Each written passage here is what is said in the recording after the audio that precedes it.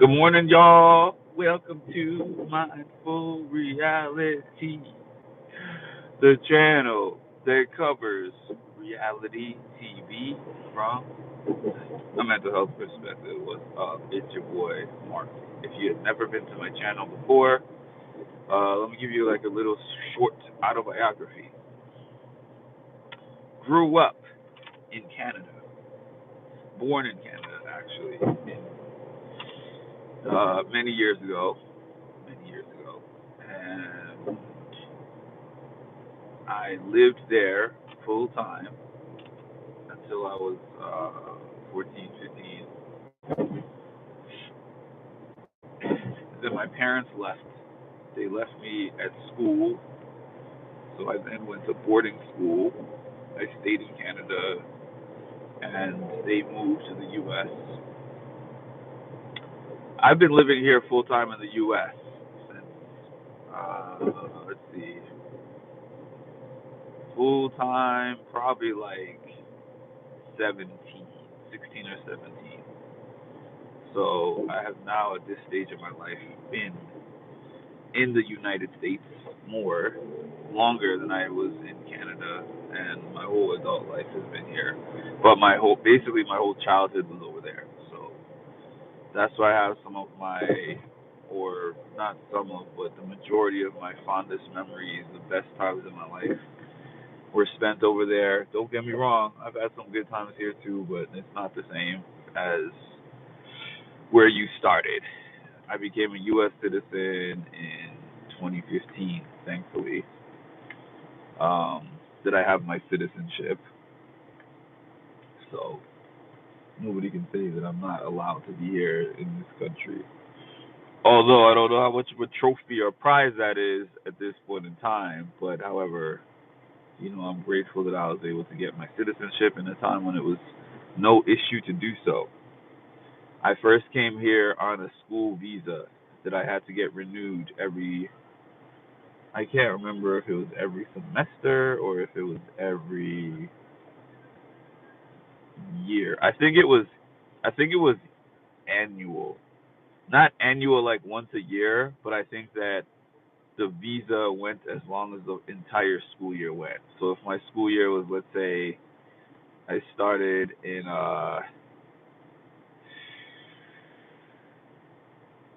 when does school usually start? August or September, late August or early September. So let's say that it was late August that school started, and then the last month of the school year was May. That's how long the visa went. Like I would have to. The visa was supposed to be that I have that visa during those months, and then I'm supposed to be going back to Canada. Now, whether I would go back to Canada after the school year was done, all I'm gonna say about that is my parents no longer lived in Canada, so I didn't have a reason to go back after the school year was done. So that may or may not have happened. But, message retracted. Yeah, so when it comes to covering reality TV, that was never a thing for me. It just became a thing a few years ago when I started watching Big Brother, and I realized I have to give the credit to a small portion of the Big Brother fandom who was able to help me get two of my channels monetized. One is no longer monetized, unfortunately. That was my mental health channel.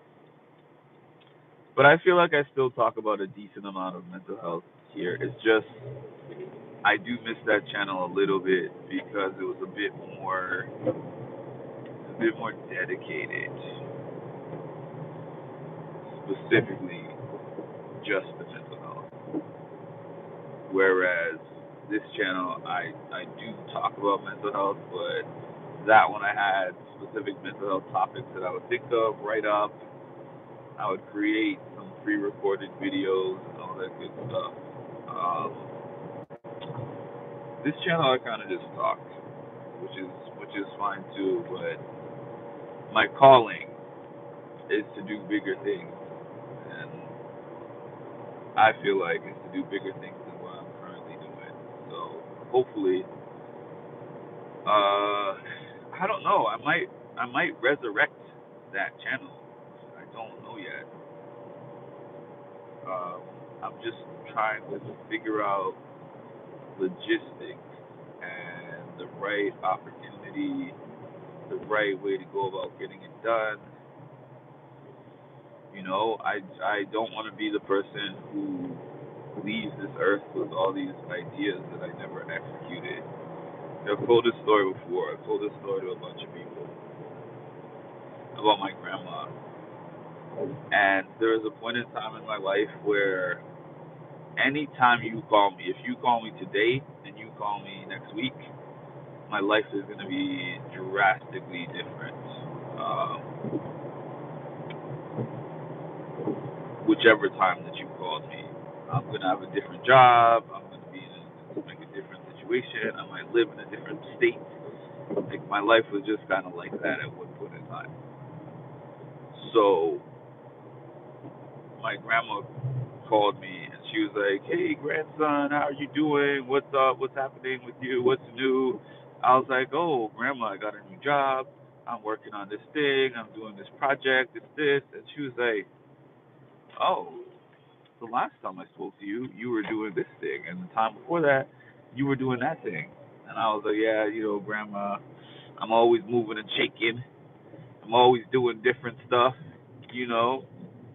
And she was just like, "You know what, grandson?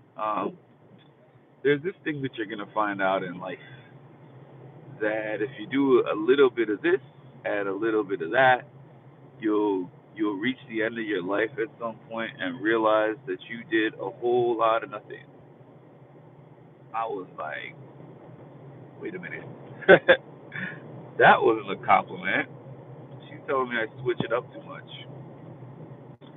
Um, Sometimes things with grandparents or your what do I call them, elderly your elderly figures um, tell you